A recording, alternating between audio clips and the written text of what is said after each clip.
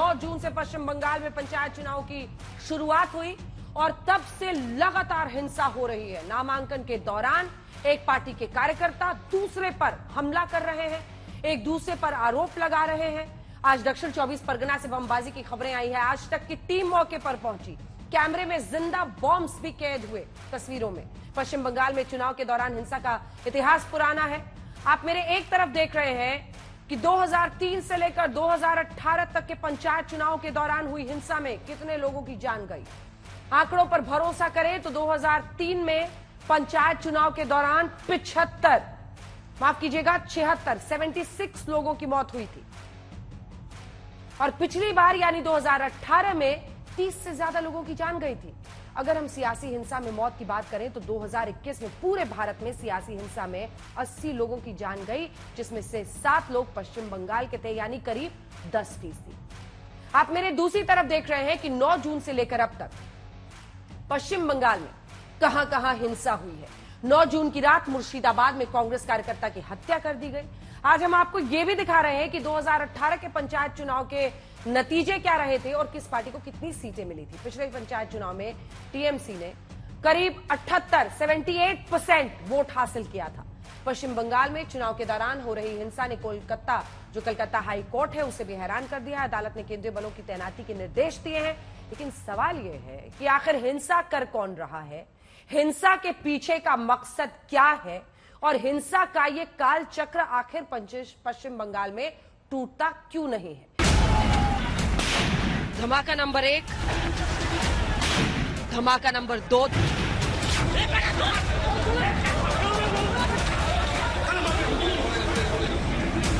धमाका नंबर 3, धमाका नंबर 4, धमाका नंबर 5।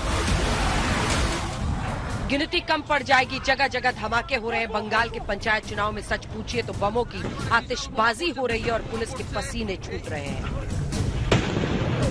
बम धमाकों की ये सीरियल तस्वीरें दक्षिण 24 परगना के भंगार इलाके की हैं। आरोप है कि पहली बार चुनाव लड़ने उतरी आईएसएफ पार्टी का उम्मीदवार जब बीडीओ ऑफिस में नामांकन भरने पहुंचा तो टीएमसी समर्थकों ने बमबारी की।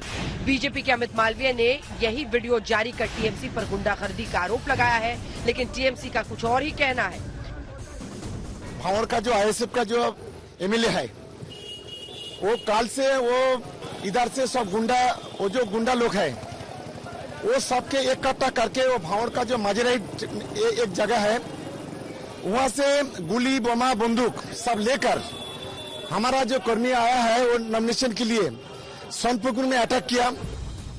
दक्षिण 24 परगना के भांगर इलाके की कुछ और तस्वीरें देखिए। पलटी हुई गाड़ियां, गाड़ियों के टूटे शीशे, तस्वीरें पश्चिम बंगाल के सियासी रक्त चरित्र की गवाही दे रही हैं। बताया जाता है कि करीब 150 बम बरसाए गए, यानी बमों की बारिश।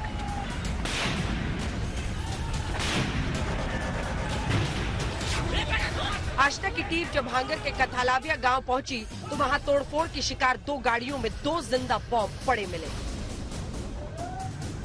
अभी हम मौजूद है दक्षिण 24 परगना की भांगुर ब्लॉक में और यहाँ सुबह से राजनीतिक हिंसा जारी है। यहाँ हम लोग अभी 2 गाड़ी देख सकते हैं और गाड़ी का अंदर अभी भी बॉम्ब मौजूद है। कैमरा पर्सन किरणजीत दास को एक बार बोलूँगा दिखाने के लिए। अभी भी गाड़ी के अंदर बॉम्ब दिख रहा है। ये बॉम्ब मौजूद किया गया था यहाँ।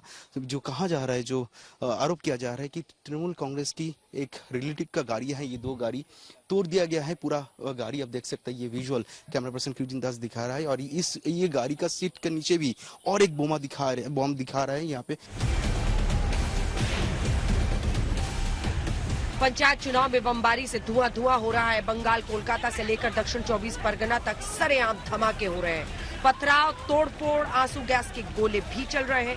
दक्षिण 24 परगना के भानगर से आई हिंसा की ये तस्वीरें हालात पर गंभीर सवाल खड़े कर रही हैं। वहां हालात कितने खराब हैं, ये आप इस ग्राउंड रिपोर्ट में देखिए।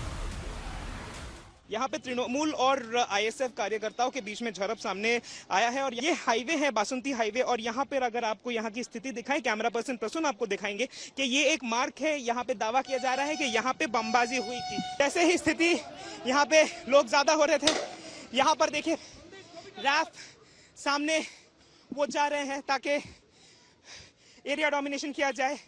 रैफ के तरफ से टीयर शेल्स फोड़े जा रहे हैं और वहां से पत्थरबाजी भी हो रही है। पश्चिम बंगाल के पंचायत चुनाव में हिंसा का दौर लगातार जारी है। अभी नॉमिनेशन चल रहा है, लेकिन अभी से हिंसा की तस्वीरें दिख रही हैं। कई इलाकों में बमबाजी हुई है, बमों का जखीरा मिल रहा है, कार से बम बरामद हो रहे हैं, बाल्टियों में बम बरामद किए जा रहे हैं। এই গ্রামে গ্রামে কারা বোমা ফাটাচ্ছে, কারা সাপ্লাই করছে বোঝাই যাচ্ছে। আমরা যখন অভিযোগ করি যে টিএমসির লোকেরাই বোমার কারখানা করছে, বোমা বিক্রি করছে, বোমা ফাটাচ্ছে, তখন টিএমসির লোকেরা আমাদের দিকে আঙুল তোলে। তো পরিষ্কার হলো নেতার গাড়ির মধ্যে বোমা নিয়ে ঘুরছে কিরকম।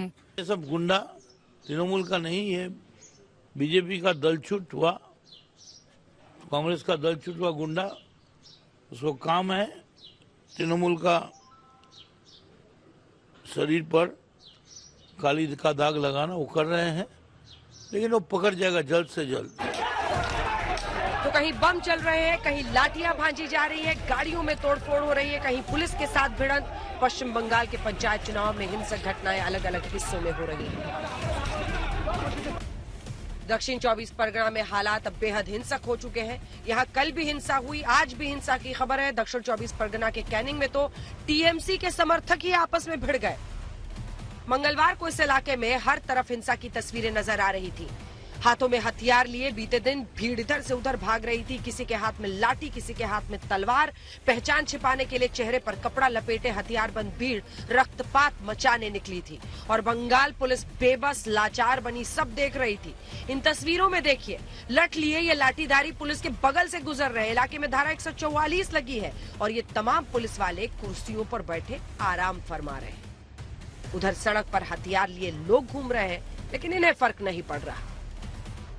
8 जुलाई को पश्चिम बंगाल में चुनाव है। नामांकन का आज 5वां दिन है। पिछले 4 दिनों से हिंसक घटनाएं हो रही हैं। एक हत्या मुर्शिदाबाद में हो चुकी है, बम फूट चुके हैं, पत्थरबाजी हो चुकी है, नामांकन भरने से रोकने की कई घटनाएं सामने आई हैं। तो कहीं समर्थकों में झड़प हो रही है, कहीं उम्मीदवार पर हमले, कहीं सरकारी दफ्तर पर हमला। बीते 4 दिनों में मुर्शिदाबाद के डोमकल, दक्षिण 24 परगना के भांगर, उत्तर 24 परगना के मीना खान, बीरभूम जिले के लालपुर ननूर, पूर्वी बर्धमान जिले के बरसूल, पश्चिमी बर्धमान जिले के जमूरिया, बांकुरा जिले के सोनामुखी में हिंसक घटनाएं हो चुकी है। साफ साफ दिख रहा है कि पंचायत चुनाव में भी बंगाल की राजनीतिक पार्टियों ने पूरी ताकत झोंक दी है, एड़ी चोटी का जोर लगा दिया है। यहाँ तक कि खून खराबे पर उतर आई है, क्योंकि बंगाल की हार किसी को बर्दाश्त नहीं, भले ही वो पंचायत का चुनाव ही क्यों ना। मुझे नहीं लगता कि वायलेंस ज्यादा हो रहा है। अभी तक 8 तारीख नॉमिनेशन शुरू हुआ, एक आदमी का मौत हुआ मुर्शिदाबाद में और ज्यादा लोग इंजर्ड भी नहीं हुआ। গোটা রাজ্যের 50-এর বেশি ব্লকে লুট করছে গুন্ডারা। আর এই রাজীব সিনহা মমতা ব্যানার্জির একটা পেট ডগ এবং মমতা ব্যানার্জির ফ্রন্টাল অর্গানাইজেশনে বসে এই জিনিস করছে এবং আমরা সেফ ডেমোক্রেসির জন্য আমাদের লড়াই চলছে, চলবে। पश्चिम बंगाल के पंचायत चुनाव में अभी नॉमिनेशन का ही दौर चल रहा है। 9 जुलाई को मतदान होना है, 11 जुलाई को नतीजे आने हैं। ग्राम पंचायत की 63,229 सीटें, पंचायत समिति की 9,730 सीटें, जिला परिषद की 928 सीटों पर चुनाव हो रहे हैं। कलकत्ता हाई कोर्ट ने संवेदनशील जिलों में केंद्रीय सुरक्षा बलों को तैनात करने का आदेश दिया है, लेकिन हिंसा की तस्वीरें बता रही हैं कि ग्राउंड जीरो पर हालात नियंत्रण में नहीं है। दक्षिण 24 परगना से राजेश साहा, ऋत्विक मंडल और सूर्याग्नि के साथ आज तक ब्यूरो। मानव जायसवाल जी, मैं आपके साथ शुरुआत करना चाहती हूँ। ममता बनर्जी ने बड़े बड़े वादे किए हैं पश्चिम बंगाल को। कम से कम हिंसा ना हो, इतनी उम्मीद करना तो बहुत ज्यादा मांगना नहीं है। जो तस्वीरें आ रही हैं वो हैरान करने वाली है। रूबिका जी, सॉरी अंजना जी, पहले तो सभी को नमस्कार है मेरा। और जहां तक बात है, देखिए ये जो तस्वीरें जो आपको आ रही है, आपको पता होना चाहिए कि भाई बंगाल में जिस तरीके से भाजपा क्लेम करती है और बाकी जो पार्टियां हैं, बहुत सारी पार्टियों के पास निरंतर कैंडिडेट नहीं है। फिर भी आज का आंकड़ा है जहां पे लगभग 22-23 हजार कैंडिडेचर भाजपा ने दे दिए हैं। बहुत बहुत शुभकामनाएं हैं उनको। और हमारे जो नेत्री है, हमारे जो नेता है श्री अभिषेक बैनर्जी, उन्होंने संकल्प लिया और हम चाहते हैं कि स्पर्धा हो। ऐसी स्पर्धा नहीं चाहिए मुझे, हम लोगों को, हम लोगों को चाहिए बैलेट वाली स्पर्धा। बीजेपी और जितनी भी पार्टियां हैं सब भौकला गई है कि जब नवो ज्वार बोल के जो हम लोगों ने संकल्प लिया, जो हमारे नेता श्री अभिषेक बैनर्जी ने घर घर जाके वो संकल्प या हर मोहल्ले, हर इलाके वो पहुंचे, हर डिस्ट्रिक्ट में वो पहुंचे, ये बौखला गए। अब इनमें हो क्या रहा है अंजना जी, इनके आपस के लोग एक दूसरे से भिड़ रहे हैं।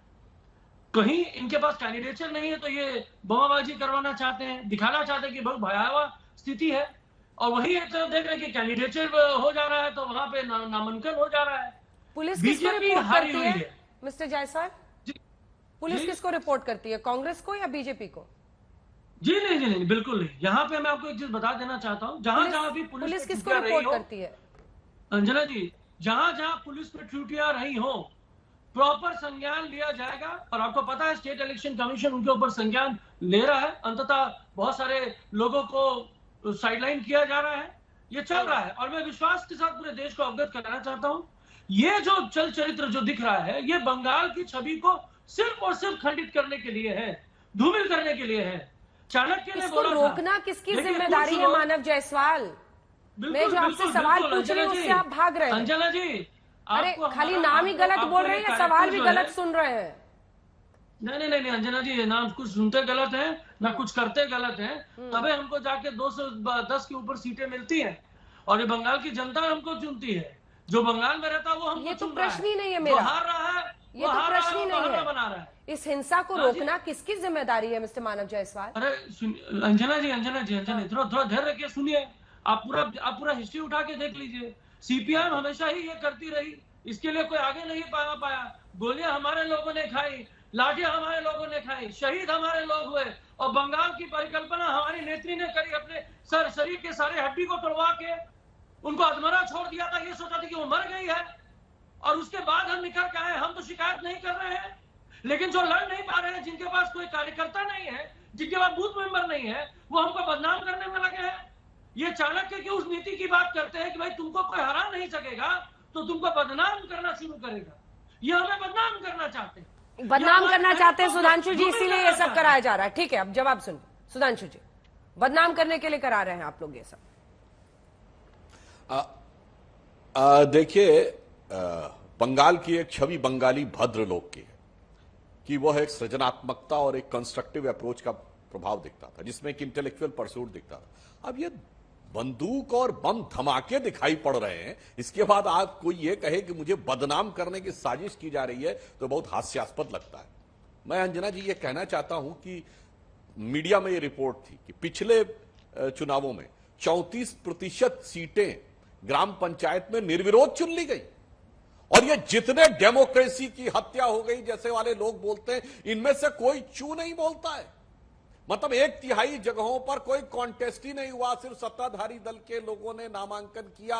पश्चिम बंगाल में इसमें किसी को लोकतंत्र की हत्या नजर नहीं आती है, न लोकतंत्र समाप्त होता नजर आता है। बगैर चुनाव के निर्विरोध कोई व्यक्ति चुन के चला जाए, इक्का दुक्का सीट पर भी होना मुश्किल होता है, और वो एक डेमोक्रेसी का सुंदर संगीत नजर आता, अद्भुत है भाई तर्क।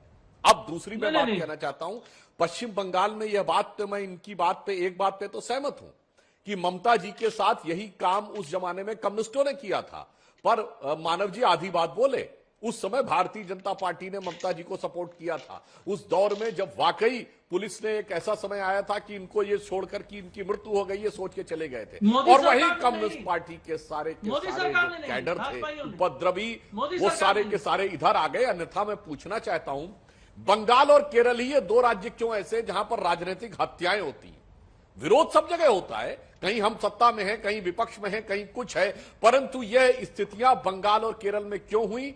क्योंकि ऐसे लोग के हाथ में सत्ता आई जो लाल सलाम के नाम पे आए और उन्होंने लाल खून बहाना शुरू किया, और आज वही लाल खून बहाने वाले तृणमूल कांग्रेस के साथ हो गए। परंतु यह भी मैं बंगाल की जनता को आश्वस्त करना चाहता हूं, एक दौर ऐसा भी था जब उत्तर प्रदेश में भी यही सीन दिखता था, यूपी में भी ऐसी चीजें होती थी, गोलीबारी होना, बमबाजी होना, चुनाव के समय बूथ कैप्चरिंग होना, ये सारी चीजें खूब होती थी। चुनाव में बूथ कैप्चरिंग बहुत आम बात थी कि चुनावी हिंसा होती थी, बम और धमाके होते थे, कट्टे चलते थे, वगैरह वगैरह।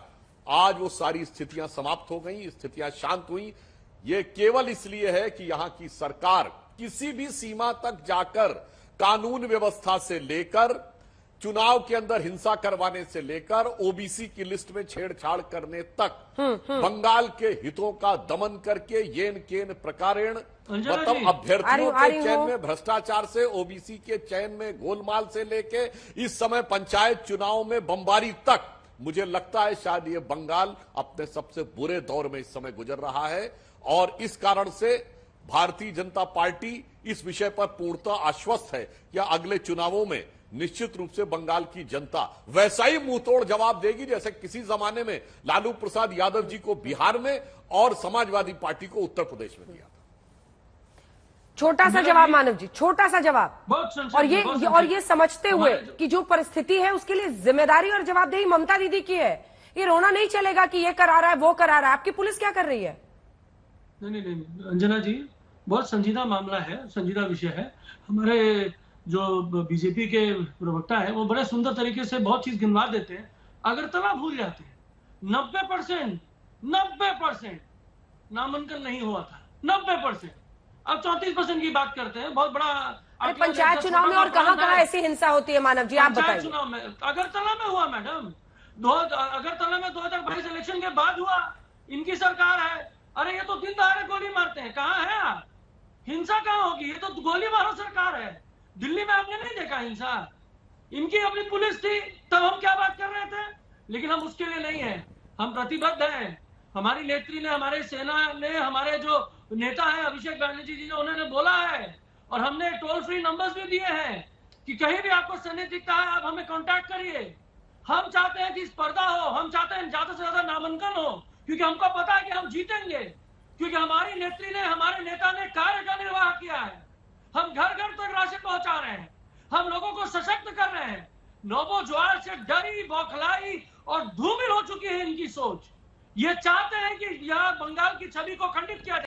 सुधांशु जी सीधा कह रहे हैं कि आप छवि अब खराब कर रहे हैं क्योंकि आप पश्चिम बंगाल में जीत नहीं पाए।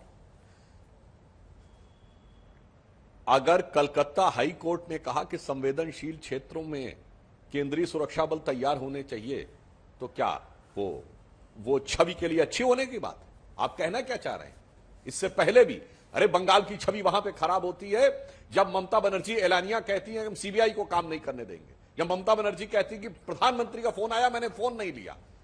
और बंगाल की छवि उस दिन खराब होती है जिस दिन हम कहते हैं बांग्लादेशी घुसपैठियों को बाहर निकालेंगे और ममता जी कहती है मैं देखती हूं कौन आपको बाहर निकालता है, और छाती ठोक ठोक के ऐसे कट्टरपंथी तत्व कहते हैं कि ये मोदी का गुजरात नहीं है, ये ममता का बंगाल है।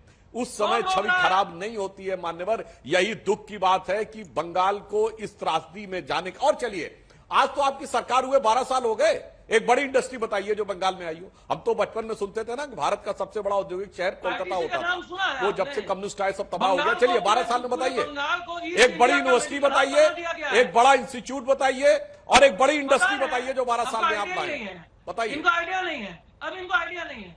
इन्फोसिस सबसे बड़ा यूनिट बंगाल में खोल रहा है, ऑलरेडी काम चालू हो गया है। विप्रो आ गई है, टीसीएस आ गई है, आईटी से सबसे बड़ी पैकेजिंग इंडस्ट्री की काम कर रही है। हमारी बंगाल सरकार ने जिस तरीके से फिशरीज और हॉर्टिकल्चर और एग्रीकल्चर को जो संबोधित किया है, जिस तरीके से हमारे मोबाइल कोल्ड स्टोरेज यूनिट्स चल रहे हैं, गली गली में पहुंच रहे हैं, आपको उसका अनुमान नहीं है।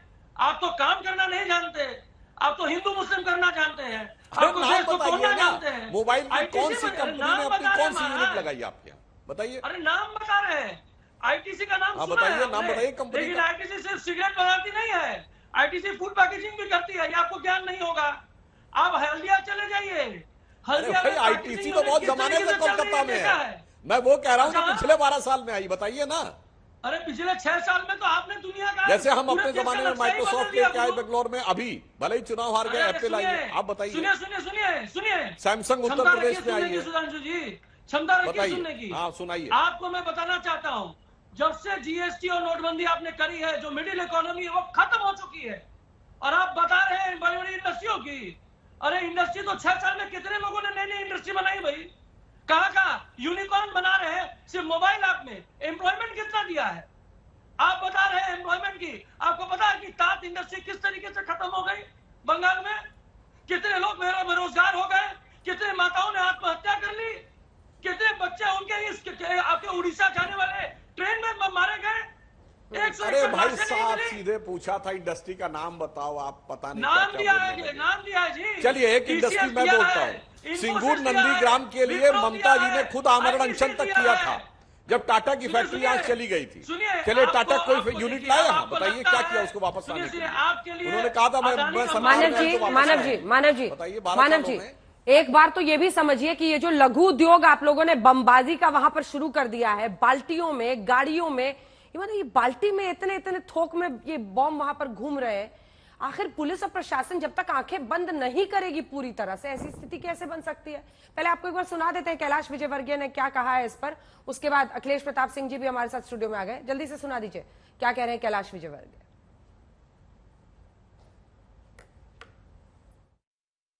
वहाँ तो शिक्षा के नाम पे जो व्यापार चल रहा है, मैं एक मेडिकल कॉलेज जो मुस्लिम सोसाइटी के द्वारा चलाया जाता है, उसमें 98% विद्यार्थी पास हुए सारे मुस्लिम। कुल मिलाकर वहाँ पर एक तरीके से पूरा की पूरा इस्लामिक प्रदेश बनाने की कोशिश ममता जी के द्वारा की जा रही है और ये बहुत ही देश के लिए खतरा है।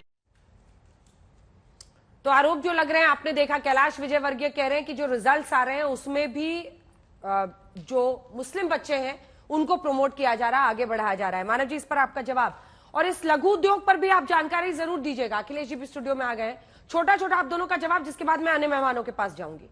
ये जो लोग बम बना रहे हैं, ये क्या लघु उद्योग वहां शुरू हो गया है? आपने देखा, टीवी पे देखा है कि नहीं? ये तस्वीरें हमारे रिपोर्टर गए थे, गाड़ियों के अंदर जिंदा बॉम्ब्स मिल रहे हैं। आपको पता है कि कुछ दिन पहले नंदीग्राम वाले इलाके में ये जो शुभेंदु अधिकारी जो है, उनके अपने लोग लिप्त पाए गए, पकड़े गए। हम पकड़ रहे हैं लोगों को, लेकिन ये तो देश में आतंक फैलाना चाहते हैं। और देखिए कैलाश विजयवर्गीय जी को हवाई बयानबाजी दे देते हैं। बोलिए कौन से मेडिकल इंस्टीट्यूट से कितने बच्चे ने एडमिशन ली, कितने बच्चे को पास मार्किंग मिली? मैंने आप प्रतिभा को भी हिंदू मुस्लिम के नजर से देखना चाहते हैं। आप देखना चाहते हैं कि जो चिकित्सा करे वो भी हिंदू मुस्लिम में ही बर्बाद करना चाहते हैं। ये देश तो हिंदू मुस्लिम अंग्रेजों की अनुयायी है ना। अंग्रेजों ने डिवाइड एंड रूल किया, इन्होंने पकड़ लिया। इनके बाद और तो कोई तरीका नहीं है रूल करने का। आप काम करिए, काम तो करेंगे नहीं, इनको राजवाड़ा करना है। सुधांशु जी छोटा सा जवाब जल्दी से, सुधांशु जी छोटा सा जवाब। बस छोटा सा एक जवाब दे देता हूं।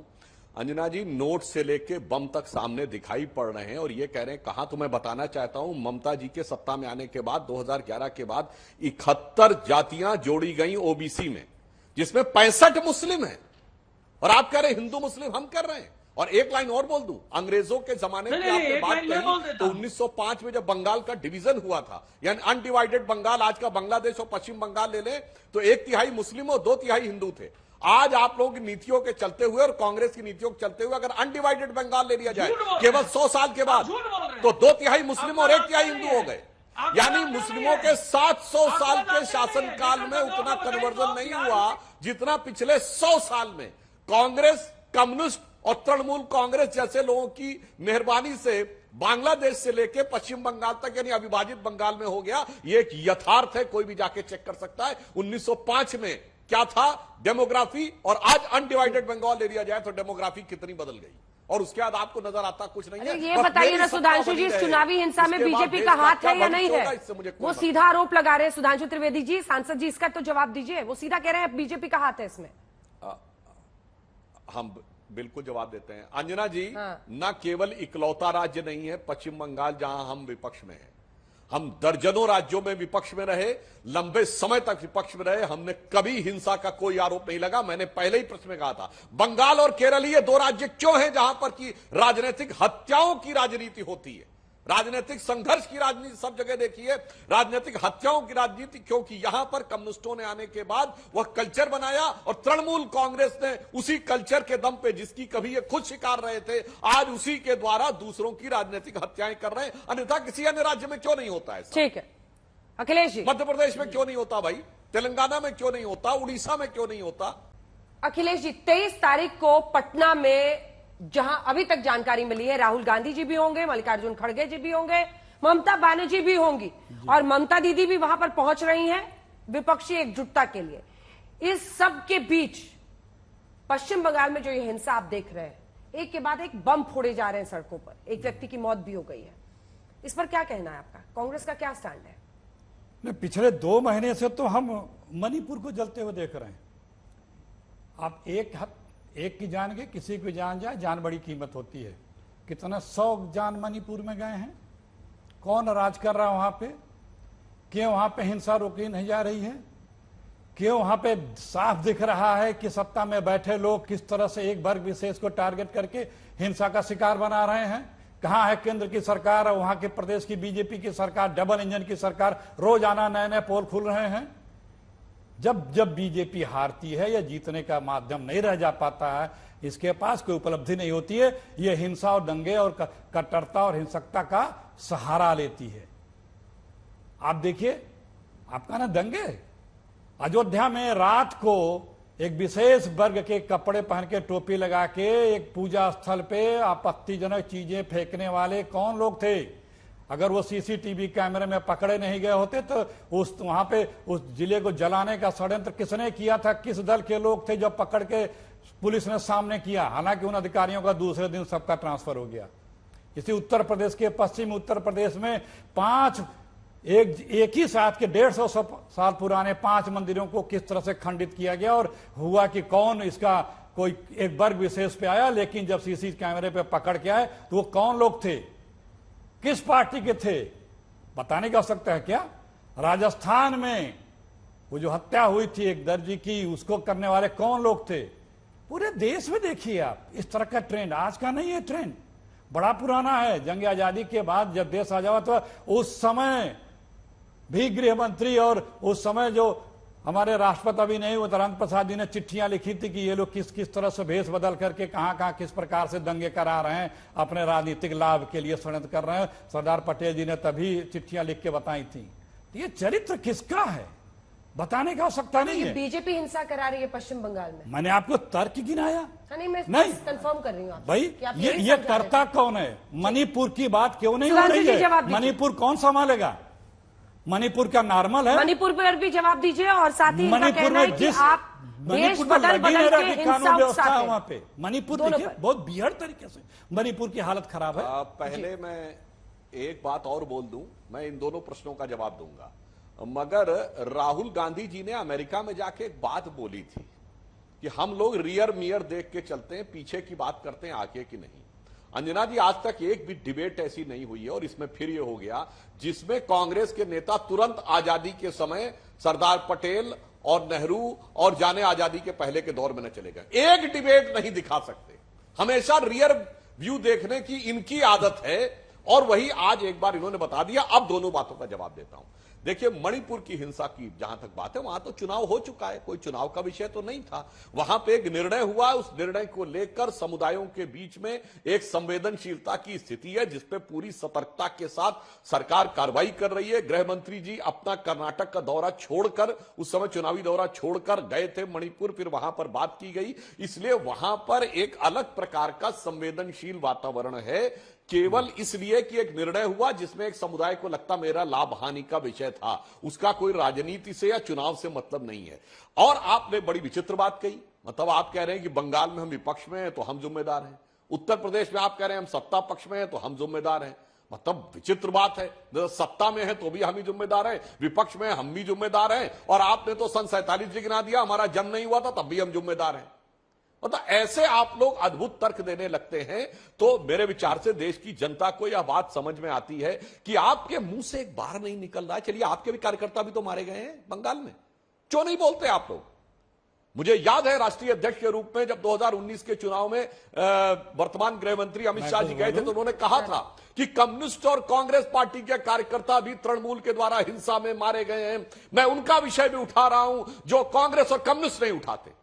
आज मैं आपसे कहना चाहता हूं, चलिए देश के साथ बहुत हो रहा है, तो आप एक चीज का जवाब दे दीजिए। यदि 34% सीटों के ऊपर चुनावी नहीं होता है, निर्विरोध चुन लिए जाते हैं, यह लोकतंत्र के लिए सही है, और 71 जातियां जोड़ी जाती हैं ममता जी के सत्ता में आने के बाद ओबीसी लिस्ट में, उसमें 65 मुस्लिम है, और आपके हिसाब से दोनों बिल्कुल सही हैं। हम तो कुछ नहीं कर रहे हैं, आप इस पे अपना विचार बता दीजिए। 34% लोगों को सीटों पर चुनाव का मौका ही नहीं मिला, और यह लोकतंत्र की हत्या नहीं। पश्चिम बंगाल में बड़ा हमला, ये बीजेपी की तरफ से लोकतंत्र की हत्या की कोशिश है, ये शुभेंदु कह रहे हैं। शुभेंदु अधिकारी ये कह रहे हैं कि लोकतंत्र की हत्या हो रही है। मानव जी से मैं इस पर जवाब लूंगी, लेकिन यहाँ पर आपको लोकतंत्र खतरे में नहीं दिखता, यहाँ पर आपको जंगल राज नहीं लगता है। ये बिहार, इसलिए पश्चिम बंगाल की ऐसी तस्वीरें क्योंकि पंचायत चुनाव है। पंचायत चुनाव में, और हमारे रिपोर्टर को इसीलिए हमने भेजा कि आखिर क्या हो रहा है। गाड़ियों में जिंदा बॉम्ब दिख रहे हैं रिपोर्टर्स को, बाल्टियों में बॉम्ब है। स्थिति ठीक नहीं है, लेकिन इसका मतलब ये नहीं कि जहां पे बीजेपी है वहां पे राम राज रहता है। जैसे बीजेपी हटती वहां पे जंगल राज आ जाता है। इसी बिहार में जिस दिन तक बीजेपी की अलायंस सरकार थी, राम राज था, वो सरकार हटते दूसरे दिन से जंगल राज आ गया। रामनवमी के जुलूस में षड्यंत्र करके इस तरह से स्थिति पैदा करने वाले जो लोग पकड़े गए थे, वो कौन थे? वो कौन थे? कैमरे पे थे। अभी एक दो लोग और जो है तमिलनाडु के जेलों में बंद हैं, जो इस तरह की हिंसा करके समाज को भड़काने का प्रयास कर रहे थे। तो कौन लोग हैं? किस दल के लोग हैं? किस विचारधारा के लोग हैं? बात दरअसल में यह है कि जब आप सत्ता में हैं, वहां पे यदि आप अपना पराया करके राजनीति और सरकार चलाएंगे और अपना पराया करके वक्तव्य देंगे तो उंगलियां उठेंगी। आपसे संभल नहीं रहा है। जहां पे आप हैं किसी भी प्रदेश में, चाहे उत्तर प्रदेश ही ले लीजिए और चाहे मणिपुर ही ले लीजिए, मणिपुर को सिर्फ ये कह करके कि हम बड़े अच्छे से संभाल रहे हैं, प्रयास कर रहे हैं, इससे काम नहीं चल सकता। पूरी आग लगाई आपकी है। इसमें किसी साक्ष्य या सबूत या किसी बात के कहने की आवश्यकता नहीं है। छोटा सा जवाब, ये जो एनडीए है ना अंजना जी, एनडीए मतलब ही है नेशनल डिजास्टर अलायंस। दो ही वाक्य बोलूंगा। नेशनल डिजास्टर अलायंस, कौन लोग थे? इस अलायंस को जो पिछले वक्तव्यों में राजस्थान का भी जिक्र किए थे। कन्हैया लाल साहू का सम्मान से जुदा करने वाले कौन लोग थे? बाकायदा पाकिस्तान से ट्रेनिंग लेके आए थे, और ये राजस्थान की सरकार ने कहा है, ये हमारी सरकार ने नहीं कहा है, राजस्थान की सरकार ने कहा। और किससे संभल नहीं रहा वो भी दिख रहा। दूसरा वाक्य बोले दे रहा हूं, हिमाचल में आपकी सरकार आई है, तनख्वाह देने की स्थिति नहीं रह रही है, तो संभल किससे नहीं रहा है? सबको 3 महीने पहले हिमाचल में सरकार आई, वित्तीय स्थिति खराब हो रही है, तो हमारे कारण खराब हो रही है। हमारे कारण खराब हो रही है। आपने चुनाव के पहले किन किन चीजों पर टैक्स कम किया? 7 रुपए प्रति लीटर पेट्रोल पर टैक्स कम किया था आपने। सारा खजाना लूट के खत्म करके आए हैं। पोल खुलनी शुरू होने वाली है, कैसे कैसे आप लोगों ने क्या क्या किया है। ऐसी बातें करते हैं जैसा लग रहा है कि 2-3 हमने रेवेन्यू बढ़ाया है। हमने 7 रुपए जब आपने कम किया, 2 रुपए हमने टैक्स लगा, तो आप लोग कहते थे क्यों आते टैक्स लगा दिया। ये आपसे कुछ संभलता नहीं है। वही हाल कर्नाटक का कर रहे हैं, वही हाल यूपी का कर रहे हैं। बिजली मिल रही है अब लोगों को वहाँ? बिजली मिली, यूपी मिल रही है। पूछ रही नहीं, हम भी पूछ रहे हैं आपसे, यूपी में मिल रही है। अरे हिमाचल में यूपी में हफ्ते में 3 सब जो भी वादे किए थे पूरे हो गए, एक एक करके पूरे जो बच्चे हो रहे हैं। यूपी का बाउंसर का है लिया, क्या वादे मैनिफेस्टो में तो आपने डाला था। हाँ, तो दे रहे हैं बिजली, वही पूछ रहे सबको दे रहे हैं। क्या स्टैंड है सीपीएम का इस पर? जो हिंसा इस तरह की हो रही है उस पर क्या कहना है? विनय सिंह साहब, जल्दी से एक रिएक्शन आपसे। अंजना जी, ये पिछले 5 साल पहले चले गए ना, आज ही के दिन चुनाव से एक दिन पहले कितने लोग मारे गए थे याद है? 15 लोग मारे गए थे। उन 15 लाशों का हिसाब किताब हुआ क्या? आज भी लोग मारे जाएंगे, कल चुनाव है कल भी लोग मारे जाएंगे। लोकसभा चुनाव हुए लोग मारे गए, विधानसभा चुनाव हुए लोग मारे गए। इन लाशों का कोई हिसाब किताब करेगा क्या?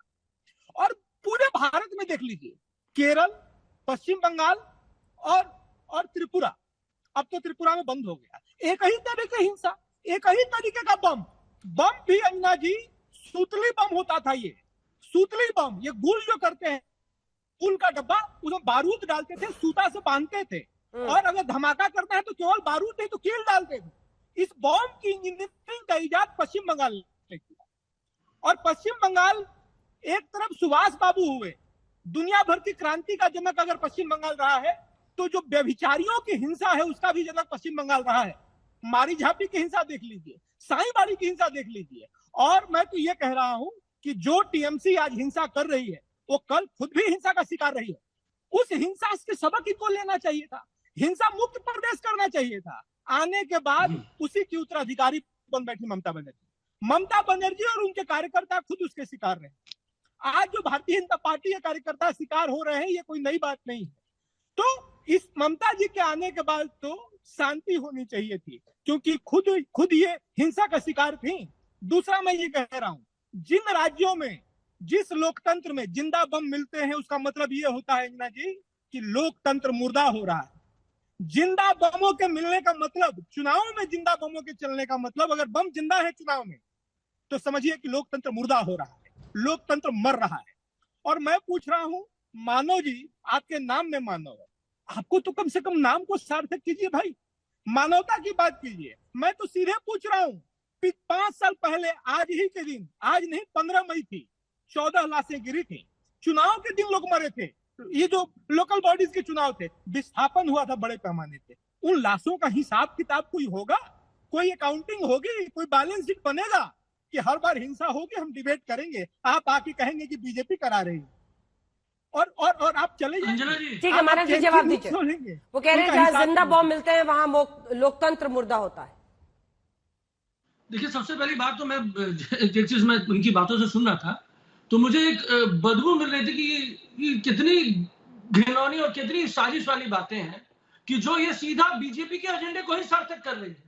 अब त्रिपुरा बोलते बोलते चुप अगर भूल गए, यहाँ तो बीजेपी की सरकार है, अभी 90% लोगों को उसमें नामांकन करने नहीं मिला, इतने लोगों को जिंदा जला दिया, इतने घरों को जिंदा जला दिया, ये बोलते बोलते रुक गए। क्या ये भाजपा का नैरेटिव है? अब सुनिए, ये जो बोलते हैं ना बम मिला, बम को कॉन्फिस्केट किया गया और लोग लड़ रहे हैं, हमारे एडमिनिस्ट्रेशन के लोग भी निपुणता से काम भी कर रहे हैं, पूर्णता से। लेकिन प्रॉब्लम क्या है कि भाई जहां जहां इनके पास कैंडिडेट नहीं है वहां भयावह स्थिति दिखा रहे हैं। ये जी हजूरी करना चाहते हैं, ये बताना चाहते हैं अपने आका को, अपने राजा को कि भैया हुजूर दरबारी है हम, हमारे पास तो कैंडिडेट बहुत है लेकिन हम नामांकन करने नहीं जा पा रहे हैं, या बमबाजी हो रही है। अरे जहां आप सरकार चला रहे हैं उस पर बात कर लीजिए ना, इतना ड्रामेटिक अटैक करने की क्या जरूरत है? वो अपनी बात कर रहे हैं, आप देखिए, आप पॉइंट वाइज सरकार की तरफ से बात करिए ना मुझसे। जैसा आपके यहाँ लोग जो विनय जी आ रहे हैं उनको इतना भयावह स्थिति दिख रहा है, लेकिन अगरतला का नाम निकलते रिट्रैक्ट कर ले रहे हैं। ये ड्रामा नहीं है। और ड्रामा क्यों नहीं है? पश्चिम बंगाल पे बोलने के लिए आए हैं तो पश्चिम बंगाल पे बोल रहे हैं, आप पश्चिम बंगाल में सरकार चला रहे हैं, सरकार की तरफ से जवाब दीजिए। सरकार, इसी का तो दुख है इनको, इसी का तो दुख है कि एक लौती महिला मुख्यमंत्री पूरे देश में, सुधांशु जी, उसको सम्मान नहीं दे पा रहे हैं, उसको हजम नहीं कर पा रहे हैं। पश्चिम बंगाल में सरकार ना बना पाने के दर्द से और व्यथा से निकल नहीं पा रहे हैं, इसीलिए आप ममता बनर्जी और उनके राज्य पर हमले कर रहे हैं। मुझे समझ में नहीं आया मुख्यमंत्री, ये भी बोलिए। मुझे समझ में नहीं आया हिंसा और बम की जो स्थितियां बनी, वहां से लेके पश्चिम बंगाल में महिला मुख्यमंत्री पे आ गए। तो समझ ही नहीं पा रहा हूं तृणमूल कांग्रेस का लाइन ऑफ डिफेंस क्या है। कभी त्रिपुरा पे चले जाते हैं, कभी महिला मुख्यमंत्री के ऊपर आ जाते हैं। ईमानदारी की स्थिति यह है कि यह सत्य है कि जब से कम्युनिस्टों का शासन आया था, बंगाल और केरल में हिंसा की राजनीति की शुरुआत हुई और तृणमूल कांग्रेस ने उसमें पीएचडी कर लिया। और इतना ही नहीं, पिछले चुनाव में वह भी स्थितियां आई जबकि इनके दो गुटों के संघर्ष, याद करिए, एक घर के अंदर कुछ लोगों को जला दिया गया था और बाद में यह पता चला कि वो तृणमूल कांग्रेस के दो गुटों के बीच का संघर्ष था चुनावी राजनीति में। इतना ही नहीं, आपके यहां पेड़ों पे लोगों को मारकर टांग दिया गया, किस किस प्रकार की घटनाएं हुई। आज ये बात हो रही है, आपकी सरकार है, आप चलिए, आप कह रहे हैं ये हो रहा, मैंने कंस्ट्रक्टिव डिस्ट्रक्टिव दोनों बात पूछी, आपने कितनी कार्रवाइयां की? आप भाजपा पे आरोप लगा रहे हैं, आप बताइए 11 साल में कितने लोगों को आपने कोर्ट से कन्विक्ट करके सजा याफ्ता करवा दिया? बताइए। अगर आप ये कह रहे हैं, इतनी आप एलानिया कह रहे हैं हमारे पास पुख्ता सबूत है, तो चार्जेस छोड़िए, सजा याफ्ता छोड़िए, चार्जशीट कितनों में फाइल कर दी कोर्ट में? बताइए। अच्छा चलिए वो भी छोड़िए, चार्जेस कितने के फ्रेम कर दिए कोर्ट में, ये बताइए। एक भी नहीं कर पाए। और मैंने कंस्ट्रक्टिव पूछा, बड़ी इंडस्ट्री बताइए जो कोई आई हो, जो आपके आने से पहले नहीं थी, वो आ गई हो, हमने साहब इतना बड़ा इंडस्ट्री खोल दी, इतनी बड़ी हम यूनिवर्सिटी ले आए, अथवा हम इतना बड़ा हॉस्पिटल ले आए सुपर स्पेशलिटी का, बताइए। आप एक बार बोल लीजिए मानव जी से, चूंकि वो डायरेक्टली पूछ रहे हैं क्या काम किया, 3 लाइन में जल्दी से जवाब उसका अखिलेश जी बोलेंगे। मानव जी, देखिए, इनको आइडिया नहीं है अंजना जी, इनको आना चाहिए। बंगाल में ईस्टर्न इंडिया का सबसे बड़ा मेडिकल हब हुआ है, कितने अस्पताल खुले हैं, कितने सुपर स्पेशलिटी हॉस्पिटल खुले, इनको इसका ज्ञान नहीं है। हमारी सरकार ने जमीन मुहैया करवाई है, ये हम कर रहे हैं। टाटा कैंसर इंस्टीट्यूट हुआ है, सीएनसीआई डबल खुला है, कहाँ है आप? पूरे देश से लोग यहाँ आ रहे हैं, पूरा आसाम, नागालैंड ठीक है अखिलेश जी, टाइम बहुत कम है इसलिए, क्योंकि लेट देखिए, वोटिंग लाइन में अपना जवाब। देखिए, मैं किसी हिंसा, जहां भी हिंसा है वहां की सरकारें जिम्मेदार हैं, चाहे वो अधीर रंजन साहब सुनेंगे, आपसे तो बड़े नाराज हो जाएंगे। मैं वही तो कह रहा हूँ, जहां भी हिंसा हो, वहां के सरकारें जिम्मेदार हैं। क्यों नहीं, जहां भी हिंसा होगी ममता जी रिस्पॉन्सिबल है, मणिपुर में जो है वो रिस्पॉन्सिबल है। लेकिन मुझे बड़ा ताज्जुब लगता है कि जब बीजेपी के कोई भाई हमसे किसी से पूछते हैं कि वहां की सरकार ने कितने लोगों पे चार्जशीट लगाई, कितने लोगों पे फैसले सुनाए। भैया यही उत्तर प्रदेश सरकार है, चार्जशीट लगे, चार्जशीट फ्रेम हुए और तमाम 20,000 अपने पार्टी के लोगों के मुकदमे वापस करने वाली जल्दी से 2 लाइन में जवाब, 2 लाइन में जवाब। मुकदमे वापस किए हैं, पहली सरकार है दुनिया की जो अपराधियों से मुकदमे वापस लेने के लिए कानून बना के वापस की है, और वो सवाल करती है दूसरों से। सुधांशु जी, मणिपुर संभल नहीं रहा है, वहां पे आग गांव का गांव जल जा रहा है। आप चार्जशीट पे सवाल पूछ रहे हैं, शहर का अपने राज्यों को संभाल नहीं पा रहे। जवाब अरे सुनिए, अरे अभी अभी मुख्तार अंसारी चार्जशीट होने के बाद सजा याफ्ता हुए ना, हमने कोई बात हवा में नहीं की, और मुकदमे वापस आपकी सरकारों में आतंकवादियों से, अपराधियों से, डकैतों से मुकदमे वापस लिए गए भाई, आपके प्रदेश के शीर्ष आतंकवादियों के मुकदमे, और हाई कोर्ट से फटकार